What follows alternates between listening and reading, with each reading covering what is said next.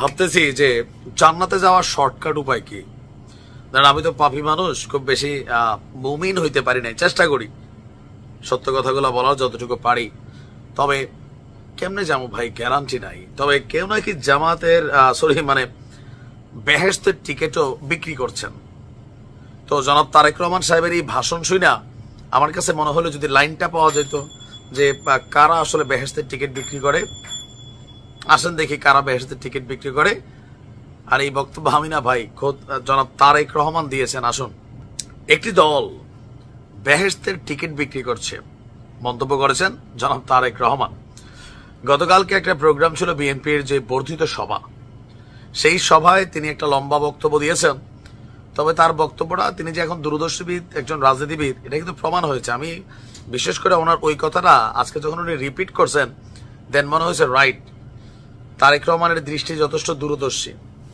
তিনি বলছেন যে 5.5 মাস আগে বলছিলাম নির্বাচনকে ঘিরে এক অদৃশ্য শক্তি ষড়যন্ত্র করবে।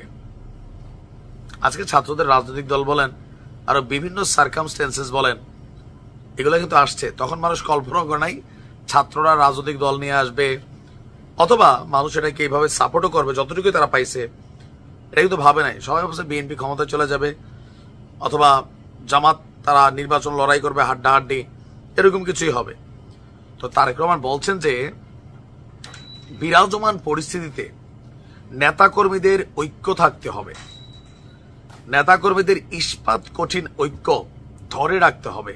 ইভেন তার বক্তব্য যে 5.5 মাস আগে যে অদৃশ্য শক্তি নিয়ে আমি সতর্ক করেছিলাম, আজ 5.5 মাস পর সেই অদৃশ্য শক্তির অনেক কর্মকাণ্ডই দৃশ্যমান হচ্ছে।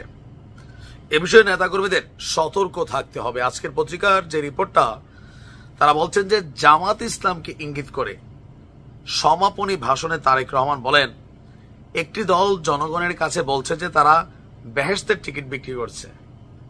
সম্ভবত কোন একজন নেতা আবেগে বলে ডলে ফেলছিলেন।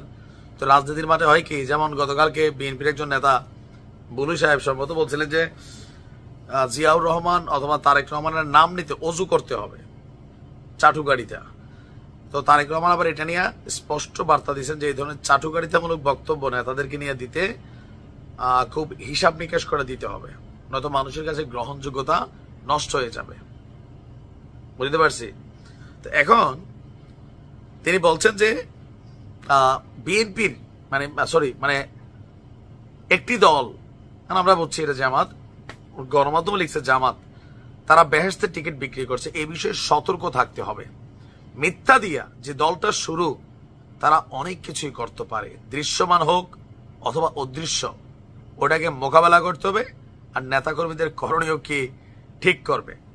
ভারতকে ইঙ্গিত করে তিনি বলছেন, বিভিন্ন ইস্যুতে ষড়যন্ত্র করতে প্রতিবেশী দেশ বসে থাকবে না, নানা রকম ষড়যন্ত্র করবে, তাদেরকে মোকাবেলা করতে হবে। জনগণের ভাষা বুঝতে হবে, পজিটিভ বার্তা বলতে হবে, জনগণের আস্থা অর্জন করতে হবে। ঊর্ধ্বতন লেভেল যথেষ্ট চেষ্টা করলেও লোয়ার লেভেলে আমরা দেখি তরমুজের ট্রলার সহ ছাত্রদল নেতা দখলে নিয়ে যায়। মানে এরকম ঘটনা ঘটছে সারা বাংলাদেশেও। জামাতও টুকিটাকি করতেছে, 2-3টা ঘটনা আমরা দেখছি। কারণ আসলে কি জামাত বেহেশতের টিকিট বিক্রি করে? আমি তো জানতাম চরমোনাই করে।